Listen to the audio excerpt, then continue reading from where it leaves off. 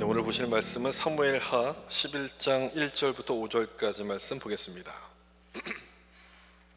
우리 여기 화면에 나오는데요, 다 같이 일어나셔서 한 절씩 교독하도록 하겠습니다. 사무엘하 11장 1절 제가 먼저 읽겠습니다. 그 해가 돌아와 왕들이 출전할 때가 되매 다윗이 요압과 그에게 있는 그의 부하들과 온 이스라엘 군대를 보내니 그들이 암몬 자손을 멸하고 랍바를 에워쌌고 다윗은 예루살렘에 그대로 있더라. 왕궁 옥상에서 거닐다가 그곳에서 보니 한 여인이 목욕을 하는데 심히 아름다워 다윗이 사람을 보내 그 여인을 알아보게 하였더니 그가 아르되 그는 엘리암의 딸이요 햇사람 우리아의 아내 밧세바가 아니니까 하니 그 여자가 부정함을 깨끗하게 하였으므로 더불어 동침하며 같이 읽겠습니다. 그 여인이 임신하매 사람을 보내 다윗에게 말하여 이르되 내가 임신하였나이다 하니라. 아멘. 우리 앉으실 때 말씀에 은혜 받으세요. 인사하면서 앉겠습니다. 말씀에 은혜 받으세요. 아멘. 다윗과 밧세바라는 제목으로 말씀을 나누겠습니다. 성경을 잘 모르는 사람도 그 다윗 스토리 중에서 두 사람의 이름은 기억합니다. 하나는 골리앗이고 또 하나는 밧세바죠. 골리앗은 아주 다윗이 무너뜨렸던 힘센 장수였고, 이 밧세바는 다윗이 무너진 아주 연약한 여인이었습니다. 질 것 같은 싸움에는 이겼고 이길 것 같은 유혹에는 다윗이 무너지게 되죠. 그 부하의 아내를 간음하고 그걸 은폐하기 위해서 그 부하를 전쟁터로 몰아서 죽게 만듭니다. 그 죄를 회개하기는커녕 그 죄를 은폐하기 위해서 더 큰 범죄를 저지르게 되는데, 오늘 본문을 읽어보면 참 충격적입니다. 지금까지 우리가 보았던 다윗의 모습과는 너무너무 다른 모습이에요. 성경을 읽다 보면 참 이런 부분에 있어서 특별하다는 생각을 하게 돼요. 성경에 나오는 사람들, 하나님의 사람이라고 해서 좋은 모습만을 거기에 기록해 놓고 있지 않고 그들의 추악한 모습도 빠짐없이 기록을 합니다. 아무리 위대한 영적 리더라 할지라도 죄에 무너질 수 있는 연약한 인간이라는 것을 보여주려는 것이겠지요.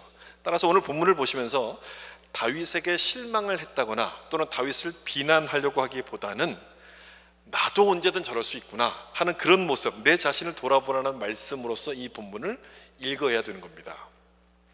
1절을 좀 보시면 이 사건의 배경에 대해서 설명하는데, 그 해가 돌아와 왕들이 출전할 때가 되매 다윗이 요압과 그에게 있는 그의 부하들과 온 이스라엘 군대를 보내니 그들이 암몬 자손을 멸하고 랍바를 에워쌌고 다윗은 예루살렘에 그대로 있더라. 여기 암몬 자손을 멸했다라고 돼 있죠. 이 전쟁이 아마 그 작년부터 시작해서 올해까지 계속 이어졌던 것 같습니다. 그래서 이 앞부분에 해가 돌아와라고 된 것은 겨울 동안에는 전쟁이 잠깐 멈췄다가 봄이 됐을 때 다시 전쟁을 시작하게 됐다는 그런 뜻입니다. 암몬 자손을 많이 멸했습니다. 그리고 랍바를 에워쌌죠. 암몬의 수도가 랍바인데 거기만 이제 딱 남았다는 뜻이에요. 근데 이 랍바 성은 그 난공불락으로 아주 유명한, 도저히 공격할 수 없는 그런 성으로 유명한 곳이었습니다. 그래서 이스라엘 모든 군인들이 다 거기 집결을 해서 총 공격을 하려고 준비를 하고 있었습니다. 그만큼 중요한 전쟁이라는 그런 얘기가 되겠죠. 그런데 이때 다윗이 어디에 있었다라고 여기 기록하고 있습니까? 예루살렘에 그대로 있더라라고 되어 있어요. 예루살렘에 전쟁에 참여하지 않고 궁에서 쉬고 있었다는 그런 얘기입니다. 왕이 피곤하면 쉴 수도 있는 것이지 뭐 그게 무슨 잘못입니까? 뭐라고 말할 수도 있을 겁니다. 하지만 다윗의 범죄가 바로 여기서부터 시작되었기 때문에 이 말씀은 그냥 피곤해서 쉬었다는 것을 설명해 주는 말씀은 아니라는 겁니다. 지금까지 다윗은요, 한 번도 전쟁에서 빠져본 적이 없어요. 모든 전쟁마다 가장 앞장서서 열심히 싸웠는데 이번 전쟁에서만큼은 참여하지 않습니다. 왜 전쟁에 나가지 않았을까요? 그동안 너무너무 열심히 싸워가지고 이스라엘 주변에 있는 나라들을 대부분 다 정복을 했습니다. 블레셋 또는 에돔, 모압 이런 나라들을 다 정복을 하고 이제 남은 것은 암몬만 남았어요. 암몬. 그것도 랍바 성만 남은 거예요. 그러다 보니까 내가 안 가도 되겠지, 아마 이런 마음 아니었겠습니까? 그동안 열심히 했으니까 이제는 요압 장군에게 딱 맡겨놓고 나는 좀 쉬자, 이런 생각을 했을 겁니다. 그런데요, 이때 다윗에게 유혹이 찾아와요. 좀 쉬자, 이런 생각을 하고 있을 때 다윗에게 유혹이 찾아와요. 2절을 좀 보시면, 저녁 때 다윗이 그의 침상에서 일어나 왕궁 옥상에서 거닐다가 그곳에서 보니 한 여인이 목욕을 하는데 심히 아름다워 보이는지라. 팔레스타인 지역은 더운 곳이라서 낮잠을 자는 것이 거의 관습, 습관처럼 되어 있습니다. 다윗도 그랬던 것 같아요. 그래서 낮잠을 자고 저녁 때 일어났습니다. 그런데 평소라면 문제가 없었을 거예요. 평소라면 괜찮았겠지만 지금은 전쟁 중 아닙니까? 전쟁 중, 자기 부하들은 전쟁에 나가서 열심히 싸우느라 정신이 없는데 왕인 다윗은 한가하게 낮잠을 지금 자고 있는 그런 중이에요. 다윗의 마음이 느슨해졌다는 것을 간접적으로 보여주는 그런 상황이에요. 사탄이 이런 기회를 놓칠 리가 있겠습니까? 놓칠 리가 없죠. 옥상을 거닐던, 이제 낮잠을 자고 일어나서 옥상을 거닐던 다윗이 한 여인이 목욕하는 것을 보게 됩니다. 어떤 분은 이 부분을 가리켜서 왜 하필 그 시간에 거기서 목욕을 해갖고 이런 일을 만들었냐고 막 이렇게 화를 내는 분들도 있고, 이 밧세바가 정치적인 욕심이 있어서 그걸 다 계획한 거라고 이야기하는 분들도 있어요. 뭐 그런다고 해서 다윗의 죄가 뭐 줄어드는 것도 아니지 않습니까? 자꾸 밧세바에게 뭔가를 이렇게 떠넘기려고 하는 것은 대부분 다 이제 남자분들이 보는 시각인데, 밧세바 때문에 죄를 범한 것이 아니라 사실은 다윗이 스스로 이 죄를 선택을 합니다. 다윗이 스스로 결정한 일이었어요. 그게 어디 나타나냐면 2절 말씀에 여기 보니, 그곳에서 보니라는 요 단어예요. 요 단어를 딱 보면 보았다는 이 단어가 히브리어로 라아라는 단어인데 그 의미가요, 영어로 표현하면 inspect 이런 뜻이에요. 그 조사하듯이 봤다 이 뜻이에요. 그냥 한 번 보고 이렇게 지나간 것이 아니라 아주 자세하게 여러 번 보았다, 이런 의미예요. 이렇게 지나가다 눈에 한 번 띄는 것은 당연한 것 아니겠습니까? 근데 한 번 보고 멈추는 것이 아니라 여러 번 보고 다시 보았다는 얘기는 거기에 뭔가 다른 의도가 포함이 되었다는 그런 얘기예요. 재밌는 것은요, 하와가 선악과를 보았다고 할 때도 똑같은 단어를 씁니다. 이 라라는 이 똑같은 단어를 써요. 한 번 보고 또 보고 자꾸 본 거예요. 그러다 보니까 이 선악과가 어떻게 보이기 시작했냐면 먹음직스럽고 보암직하고 지혜롭게 할 만큼 탐스럽게 보이기 시작합니다. 이 하와의 반응을 요한 1서 말씀에서는 세 가지로 설명하는데, 육신의 정욕, 안목의 정욕, 그리고 이생의 자랑, 이 세 가지라고 설명합니다. 한 번 본 것으로 멈췄다면 이렇게 발전하지가 않았을 텐데 이걸 다시 보는 거예요. 또 본 거예요. 그렇게 한 번 볼 때마다 육신의 정욕과 안목의 정욕이 더해지니까 이제는 거절할 수 없을 만큼의 큰 유혹이 되어버린 거죠. 그래서 예전에 중세 수도사들은 이런 훈련을 많이 했답니다. 길을 걸어가다가 여인과 딱 마주치면요, 눈을 내리깔고 걷는 연습, 이 연습을 많이 시켰대요. 절대 눈이 마주치지 않도록. 모든 유혹의 시작이 눈에서부터 온다는 것을 알았기 때문에 그런 훈련을 받았던 건데, 다윗이 바로 거기서 넘어집니다. 거기서 전쟁에 나가지 않고 낮잠을 자던 이 안일하고 나태한 그 마음에 안목의 정욕이 딱 더해지니까 다윗은 걷잡을 수 없는 죄의 수렁 속으로 빠져들기 시작해요. 사람을 보내서 그 여인이 누군지 알아봐라, 이렇게 얘기합니다. 3절, 다윗이 사람을 보내 그 여인을 알아보게 하였더니 그가 아르되 그는 엘리압의 딸이요 햇사람 우리아의 아내 밧세바가 아니니까 하니. 신하가 와서 알려주는 거예요. 우리아의 아내 밧세바입니다. 이 말을 들었을 때 다윗이 깜짝 놀랐을 거예요. 우리아는 지금 전쟁터에 나가 있는, 그래서 싸우고 있는 다윗의 충직한 부하였거든요. 이런 사람이 아니었길 바랐겠죠. 근데 이 말을 들으니까 깜짝 놀랐을 거예요. 그 말을 딱 들었을 때 다윗은 여기서 멈춰야 했는데 이미 안목의 정욕에 넘어간 다윗은 멈추지 않습니다. 브레이크가 고장난 자동차처럼 계속 달려가요. 밧세바를 데려오게 합니다. 그리고 잠자리를 같이 한 다음에 아무 일도 없었다는 듯이 그냥 그 사람을 돌려보내요. 다윗은 원래 이런 사람이 아니었습니다. 가난하고 불쌍한 사람을, 약한 자를 보면 불쌍히 여기는 마음을 가졌던 사람이었어요. 그런데 죄의 유혹에 넘어가고 나니까 이 밧세바라는 한 여인을 인격체로 보는 게 아니라 자기의 욕심을 채울 대상으로만 봐요. 그렇게 돌려보내면 이 모든 것들이 다 끝났을 거라고 생각했습니다. 근데 생각지도 않은 소식이 들려옵니다. 5절을 보세요. 그 여인이 임신함에 사람을 보내 다윗에게 말하여 이르되 내가 임신하였나이다 하니라. 이런 소식이 딱 들렸어요. 예상을 못했던 부분이었겠죠. 다윗도 여기까지 예상하지는 못했을 겁니다. 그런데 갑자기 이런 일이 벌어진 거예요. 얼마나 곤란했겠습니까? 이 소문이 알려지면 왕의 체면이 땅에 떨어지는 것은 말할 것도 없고, 지금 전쟁터에서 나가서 싸우고 있는 군인들의 사기도 다 떨어져 버릴 것 아닙니까? 하룻밤에 불장난으로 끝날 것이라고 생각했는데 다윗의 계획대로 이 내용들이 흘러가지가 않아요. 여러분, 이럴 때는 어떻게 하는 게 맞습니까? 이럴 때는 내 계획대로 흘러가지 않을 때는 어떻게 하는 게 맞을까요? 돌아봐야죠. 생각해봐야죠. 뭐가 잘못인가를 돌아보고 이 일이 잘못된 것, 내가 참 부끄러워도 이 일이 잘못됐다는 것을 고백하고 회개하고 돌이키는 게 맞는 거예요. 그게 맞는 거죠. 밧세바가 임신했다는 이 소식은 사실 하나님의 경고였습니다. 더 이상 너 맘대로 하지 말라, 더 이상 욕심 부리지 말라, 멈추고 회개하라는 경고였음에도 불구하고 다윗은 그 경고를 무시합니다.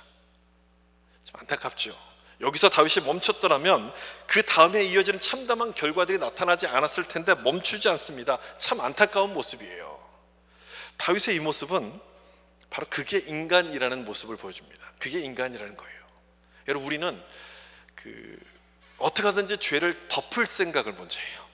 죄를 딱 지으면 이 죄를 좀 감출 생각을 먼저 하지, 하나님 앞에 회개할 생각을 먼저 하지 않습니다. 내가 할 수 있는 방법이 있다고 하면 그 방법을 다 쓰고 버티다가 마지막에 벼랑 끝에 딱 몰리면 그제서야 두 손 들고 하나님 앞에 나서 항복해요. 그때서야 하나님을 찾아요. 다윗도 마찬가지였어요. 여기서 회개하지 않고요, 자기가 할 수 있는 방법을 다 동원합니다. 그러다가 이 다윗의 죄는 걷잡을 수 없을 만큼 커지게 돼요. 그 다음 6절을 보세요. 다윗이 요압에게 기별하여 햇사람 우리아를 내게 보내라 하며 요압이 우리아를 다윗에게로 보내니. 다윗의 계획은 이거였습니다. 우리아에게 휴가를 줘서 집에 가게 함으로써 이 문제를 덮으려고 했습니다. 이제 집에 가서 이제 자기 아내하고 이제 하룻밤을 보내게 되면 이제 밧세바가 임신한 아기는 당연히 우리아의 아기라고 여겨질 것이 틀림없었기 때문에 그렇게 생각을 한 거죠. 뭐 누가 봐도 이건 완벽한 계획 아니겠습니까? 그 당시 뭐 DNA 검사가 있었겠습니까? 뭐가 있습니까? 완벽한 계획이었어요. 실패할 수가 없는 아주 완벽한 계획이었어요. 근데 여기에 한 가지 변수가 있었습니다. 이 우리아라는 사람이 너무너무 충성스러운 군인이었다는 거예요. 왕이 오라고 하니까 가긴 갔어요. 근데 집에 가서 쉬라는 그 명령까지는 따를 수가 없었어요.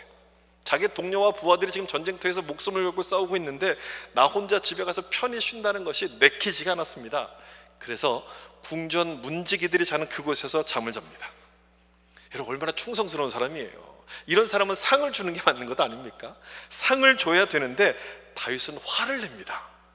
우리아가 집을 가지 않았다는 그 소식을 듣자 화가 나요. 왜 화가 났는지 아시겠죠? 자기 계획이 틀어지는 거예요.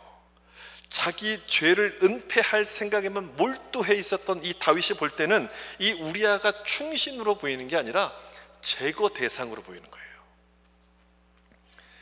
여러분, 이때 우리아가 했던 말이 뭔지를 좀 보시면 좋겠어요. 다윗이 왜 집에 가지 않았냐라고 물었을 때 우리아가 했던 말이 11장 11절에 나옵니다. 여기 보시면 우리아가 다윗에게 아뢰되 언약궤와 이스라엘과 유다가 야영 중에 있고 내 주 요압과 내 왕의 부하들이 바깥 들에 진치고 있거늘 내가 어찌 내 집에 가서 먹고 마시고 내 처와 자리이까? 이런 얘기를 합니다. 꼭 누구 들으라고 하는 얘기 같지 않습니까? 꼭 다윗이 들으라고 하는 얘기 같아요. 다윗이 이 말을 들었을 때 얼마나 부끄러웠을까요? 언약궤와 하나님 앞에서 내가 이 일들을 어떻게 하겠습니까? 이렇게 얘기하는 거예요. 근데 다윗은 하잖아요. 우리아는 할 수 없다고 하는데 다윗은 해요. 계속 이어지는 말씀에 내가 이 일을 행하지 않기로 왕의 살아계심과 왕의 혼의 살아계심을 두고 맹세하나이다 하니라. 우리아는 절대 하나님 앞에서 그 일을 할 수 없다고 했는데 다윗은 그 일을 한 거예요. 그리고 그 죄를 회개하기는커녕 은폐하려고 하고 있어요. 그 모습을, 다윗의 모습을 우리아를 통해서 하나님이 지금 지적하셨던 말씀이에요. 그러나 다윗은 여기서도 정신을 차리지 않아요. 여기서도 그 말씀을 따르지 않고 마음을 돌이키지 않고 더 나쁜 계획을 세웁니다. 더 악한 계획을 세웁니다. 우리아를 죽이자, 이런 계획을 세워요.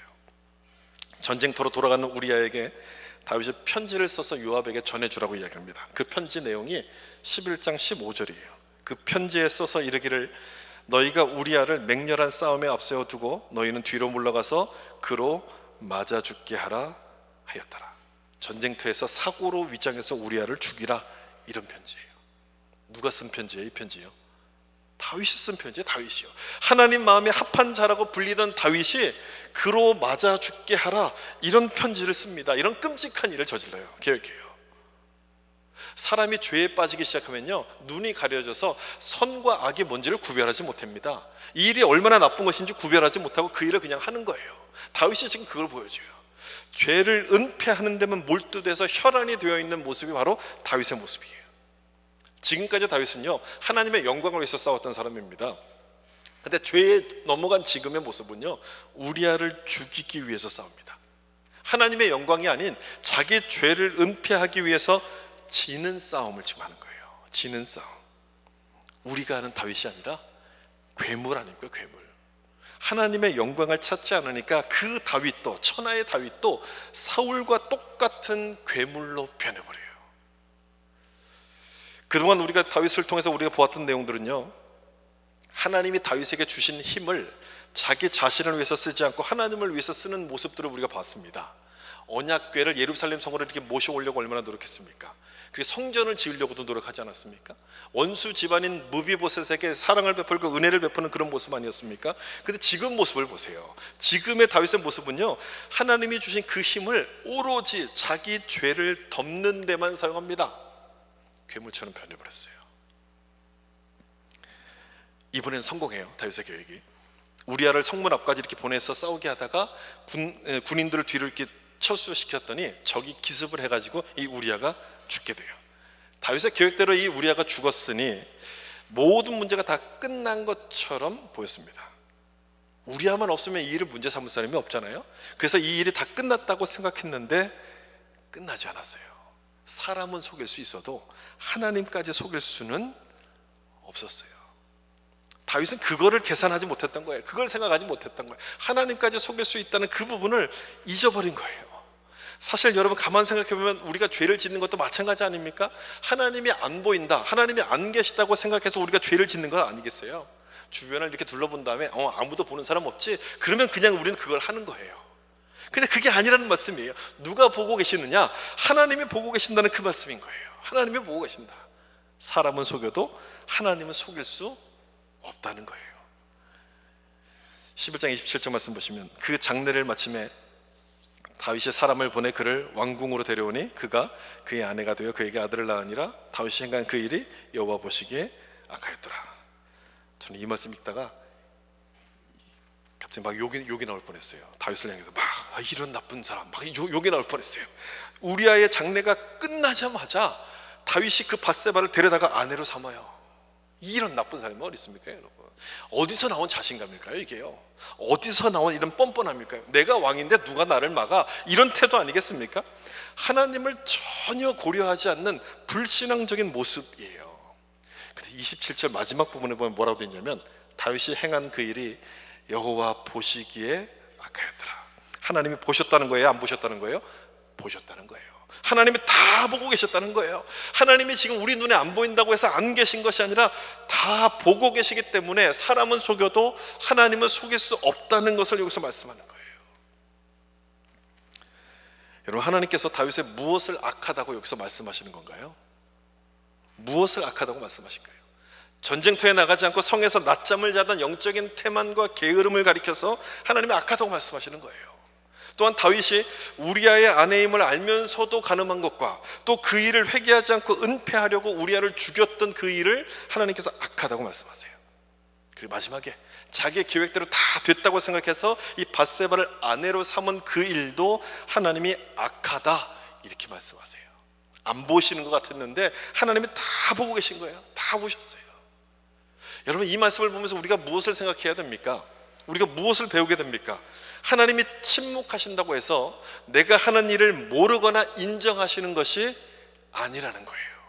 그리고 내가 겉으로 보기에는 잘 나가는 것 같아도 하나님은 우리 속마음을 보시기 때문에 내가 영적으로 하나님 앞에서 악한 사람일 수도 있다는 거예요. 그걸 기억하고 겸손하게 내 자신을 돌아보라는 말씀이에요.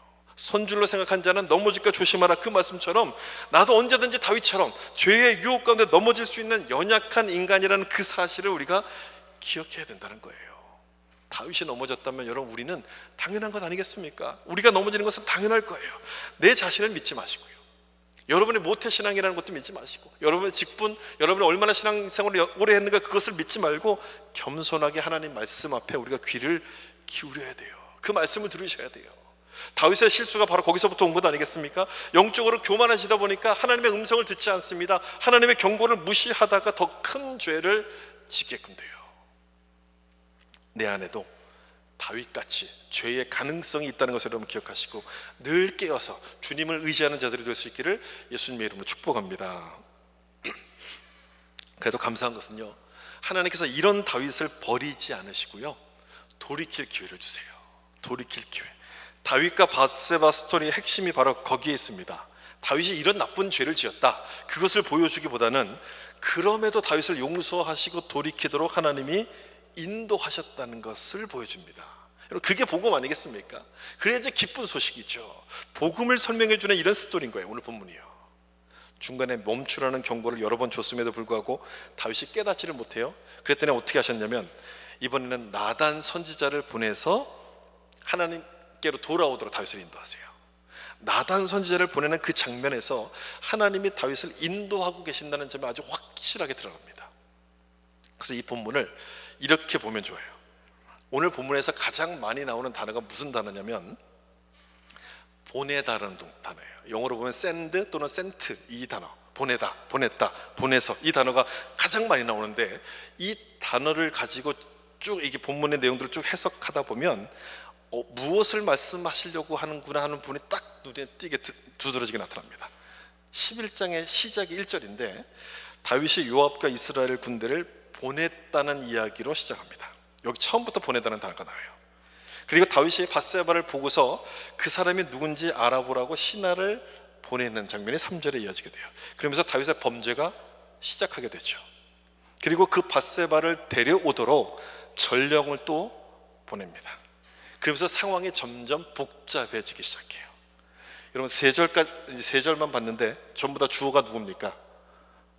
다 다윗이죠. 다 다윗이에요. 다윗이 보냈다는 얘기예요. 자기 힘이 이 정도다, 내 힘이 이 정도다, 이걸 보여주는 얘기예요. 그리고 그 힘을 자기 자신을 위해서 쓰고 있는 그 모습을 여기서 그대로 보여주고 있습니다. 그러다가 저 팬 좀 돌려주세요. 깜빡 잊었네요. 그러다가 이 보내다라는 말이 한 구절에 여러 번 등장하는 구절이 나와요. 6절이에요. 6절 보시면 다윗이 요압에게 기별하여, 보냈다는 뜻이에요.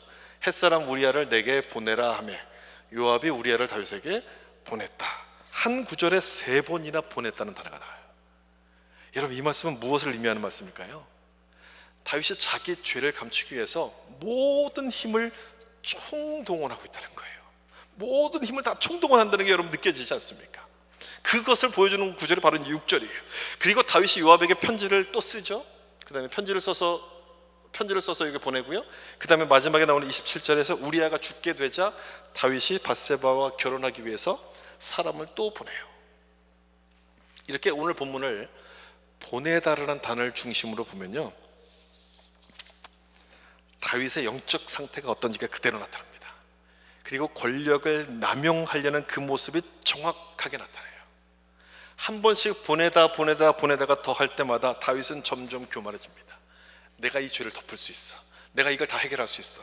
점점 교만해지다가 그 죄 속으로 깊이 빠져들어요. 문제는 뭐냐? 그럼에도 불구하고 다윗이 그것을 깨닫고 있지 못한다는 거예요. 자기가 뭘 하는지조차 몰라요. 계속해서 뭘 하는지 모르고 그 일들을 합니다.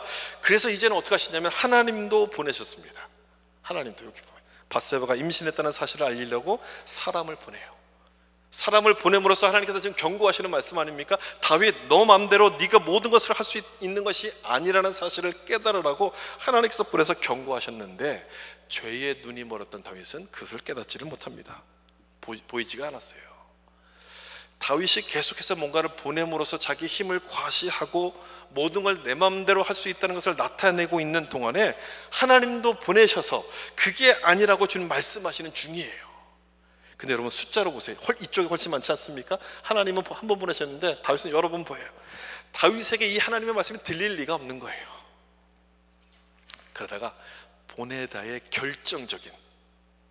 결정적인 보내다가 여기서 나타나요. 12장 1절에 여호와께서 나단을 다윗에게 보내시니, 나단 선지자를 다윗에게 보내시니, 하나님의 선지자를 보내시는 이 장면이에요. 끝까지 죄를 회개하지 않고 돌아서지 않는 이 다윗을 깨우치기 위해서 하나님은 나단 선지자를 보내시는 그 장면이에요. 여러분, 똑같은 단어 아닙니까? 이 보내다는 단어가 똑같은 단어인데 여기에 나오는 이 보내다는 단어는 뭔가 의미가 좀 다르지 않습니까? 뭔가 다른 의미를 갖고 있어요. 심판을 받아 마땅함에도 불구하고 이 다윗을 돌이키시려는 그 하나님의 마음이 이 보내다 속에 들어있지 않습니까? 그래서 이 나단 선지자를 보내시는 거예요. 저는 이 말씀을 보면서 그래서 이런 생각이 들었어요.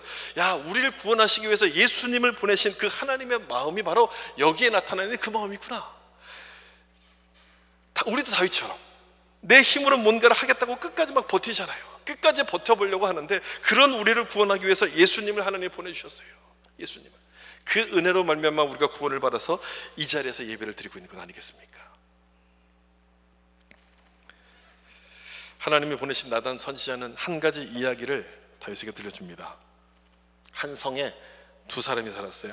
부자와 가난한 사람이 살았는데 어느 날 이 부자의 집에 손님이 찾아왔습니다. 그래서 손님에게 이제 그 음식을 대접하려고 양을 잡는데 부자는 양이 막 수십 마리 수백 마리가 있었는데 자기 양을 잡은 게 아니라 가난한 집에 있는 한 마리 양, 그 양을 빼앗아서 그걸 잡아가지고 손님을 대접했다는 그런 스토리였어요. 다윗이 그 얘기를 듣고 막 펄펄 뜁니다. 그런 나쁜 사람은 당장 마땅히 죽어야 합니다. 이렇게 막 펄펄 뛰어요. 그때 나단이 이렇게 얘기합니다. 12장 7절 같이 한번 읽어볼까요? 나단이 다윗에게 이르되 당신이 그 사람이라. 이스라엘 하나님 여호와께서 이와 같이 이르시기를 내가 너를 이스라엘 왕으로 기름 붓기 위하여 너를 사울의 손에서 구원하고 아멘. 이렇게 얘기해요. 그런 사람은 마땅히 죽어 마땅합니다. 이렇게 막 흥분하면서 펄펄 뛸 때 당신이 그 사람입니다. 내가 너를 이스라엘 왕으로 삼기 위해서 그 모든 것을 다 주었는데 그걸 잊어버리고 어찌 너가 주인인 것처럼 행동을 하느냐. 강하게 하나님께서 질책하시자 드디어 그 말씀 앞에 다윗이 자기 죄를 깨닫고 하나님 앞에 무릎을 꿇게 돼요. 엎드려 회개합니다. 가난한 집에 있던 한 마리 양을 빼앗은 부자가 바로 자기라는 것을 알아요. 그 사람이 바로 밧세바라는 것을 깨닫게 돼요. 다윗 너다, 그것을 깨닫게 돼요. 이 말씀에 다윗의 교만이 무너지게 되죠. 내가 내 인생의 주인인 것처럼 행동했던 그 모든 것들이 죄라는 것을 깨닫고 회개하고 하나님 앞으로 돌아오기 시작해요. 여러분, 우리는 내 돈 갖고 내가 쓰는데 뭐가 문제야? 이런 생각들을 하지 않습니까? 내 인생은 내 건데 내 인생 내 마음대로 사용하는데 뭐가 문제야? 우린 이런 생각들을 합니다. 그럼 그게 아니죠. 그게 문제라는 거예요. 그 모습이 바로 하나님이 주셨던 은혜를 잊어버리고 내 것인 것처럼 내가 주인인 것처럼 행동했던 다윗의 모습과 똑같다는 거예요. 내 인생 내 마음대로 쓰는데 뭐가 문제야? 라고 생각하는 우리들을 향해서 하나님은 이렇게 말씀하세요. You are the man. 당신이 그 사람입니다. 너가 그 사람이다. 그렇게 얘기하는 거예요.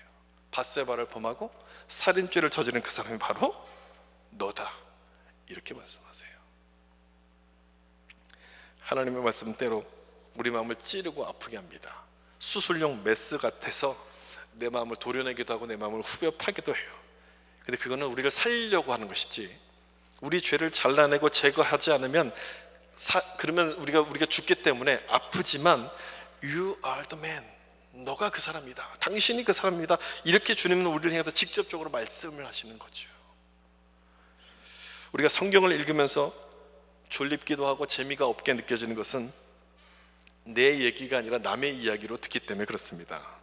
오늘 본문을 보면서도 다윗을 비난하는 것은요, 남의 이야기라고 생각해서 그래요. 남의 이야기라고. 그런데 여러분, 이 말씀이 남의 이야기가 아니라 바로 나를 향한 말씀이라면 어떠겠습니까? 나를 향한 말씀, 내 얘기라면 여러분 이 말씀을 읽으면서 졸리겠습니까? 졸릴 수가 없죠. 당신이 그 사람이다라는 그 말을 딱 들었을 때 정신이 번쩍 날 겁니다. 여러분, 그렇게 읽으셔야 되는 거예요. 성경을 읽으실 때요. 성경 말씀을 바로 나에게 주시는 말씀이라고 읽으셔야 돼요. 이 말씀이 우리를 살리기 위해서, 우리를 돌이키시기 위해서 주시는 하나님의 음성이라고 생각하고 읽으셔야 돼요. 선악과를 먹은 사람이 누구냐? 하와가 아니라 당신이 그 사람이다. 바로 나구나. 예수님을 십자가에 못 박았던 사람이 누구냐? You are the man. 당신이 바로 그 사람이다. 그렇게 나에게 주시는 말씀으로 읽으셔야 되는 거예요. 그러면 그 음성이 들리기 시작하면 비로소 깨달아지는 게 있어요. 뭐가 깨달아지느냐? 예수님이 바로 날 위해서 보내신 그 사람, the man, 날 위해 보내신 그 사람이라는 것을 깨달아지기 시작해요. 나단 선지자를 보내신 것처럼 예수님이 나를 구원하시기 위해서 보내신 바로 그 사람이라는 것이 믿어지기 시작하면서 내 마음을 주님께로 돌이키게 되는 거죠.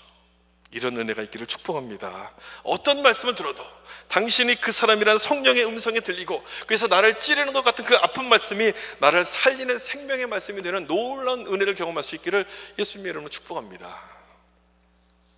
사람들은요, 다윗과 밧세바 스토리에서 다윗이 죄를 범했다는 데 관심을 두지만 하나님의 관심은 거기 없습니다. 거기 있지 않습니다. 하나님의 관심은요, 그럼에도 불구하고 회개하고 돌이켰다는 그 사실에 하나님 관심을 둬요. 회개하고 돌이켰다. 그게 핵심이라는 거예요. 그게. 그렇습니다, 여러분. 우리도 마찬가지예요. 우리의 관심은 죄 짓는 데 있지만 하나님께서 우리를 보실 때 어디에 관심을 두시냐면 그 죄를, 우리를 용서하시는 데 관심을 두세요. 당신이 그 사람이다라고 말씀하실 때, 맞습니다 주님, 제가 바로 그 사람이었습니다, 그 사람입니다 라고 회개하며 돌이키게 될 때 어떤 흉악한 죄를 지었다 할지라도 우리 죄를 용서해 주시는 놀라운 은혜가 우리 가운데 임하게 되는 사실을 여러분 기억하시길 바랍니다. 그 하나님의 은혜, 용서하시고 돌이키시고 받아주시는 그 하나님의 은혜가 이 표에 나타나요. 제가 열심히 이거 만들라고 굉장히 힘들었거든요. 좀 잘 봐주셨으면 좋겠어요. 이 표에 나타나요. 이 표를 보면 이게 다윗이잖아요. 다윗은 계속 보내요. 계속 보내요. 또 보내고 또 보내고 또 보내고. 근데 보낼 때마다 죄를 지어요. 보낼 때마다 뭐가 망가져요. 보낼 때마다 뭔가가 죽어요. 뭐가 파괴돼요.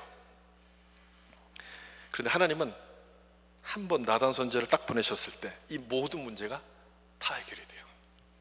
너무너무 신기하지 않습니까, 여러분?